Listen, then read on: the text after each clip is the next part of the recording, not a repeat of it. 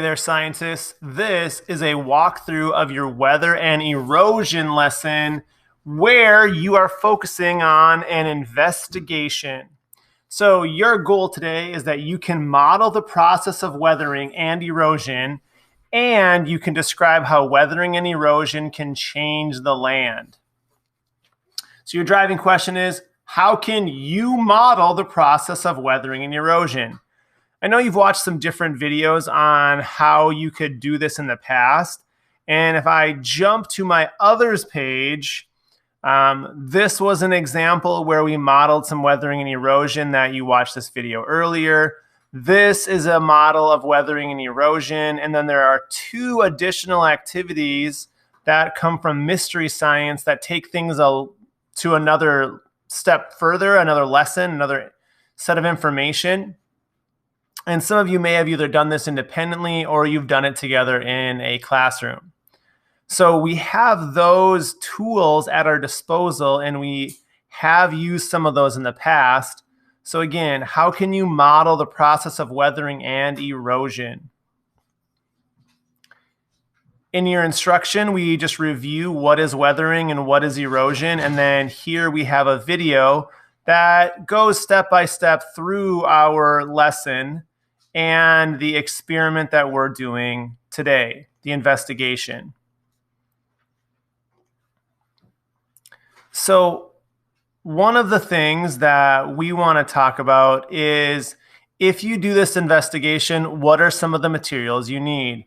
If you're in your classroom, your teacher will have these materials available, especially this key one is these sandstone rocks. Now, if you do not have sandstone rocks, great substitutions are sugar cubes would be a great substitution that you may have at home.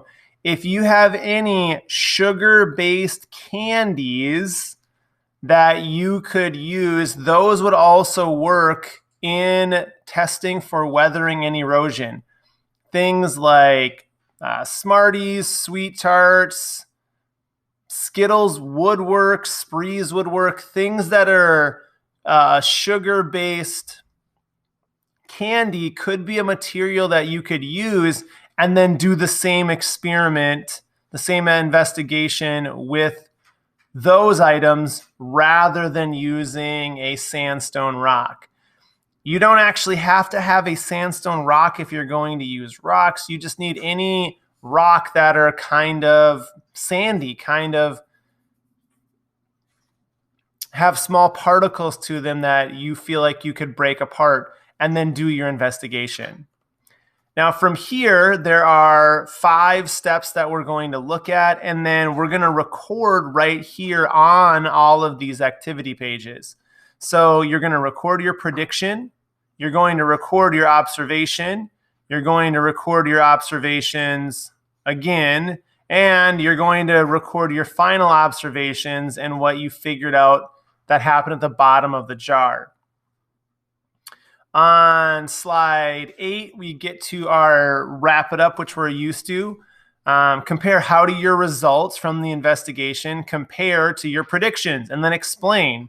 So you have to make those predictions first, and then you apply. Use what you learned in the investigation to explain how the rocks in this picture were changed. So how were these rocks changed based on what you learned in your investigation? Again, on slide 9, those are just some additional resources that you probably have looked at already, and if not, they are still there for you to take a peek at and get more background knowledge on. You can even just watch this investigation right here and be able to make all of the predictions and all of the observations necessary from her video experiment investigation alone. Because remember, when this is all done, your goal is that you can model the process of weathering and erosion, and you can describe, which you do in your wrap-it-ups, you can describe how weathering and erosion can change the land. Good luck, scientists.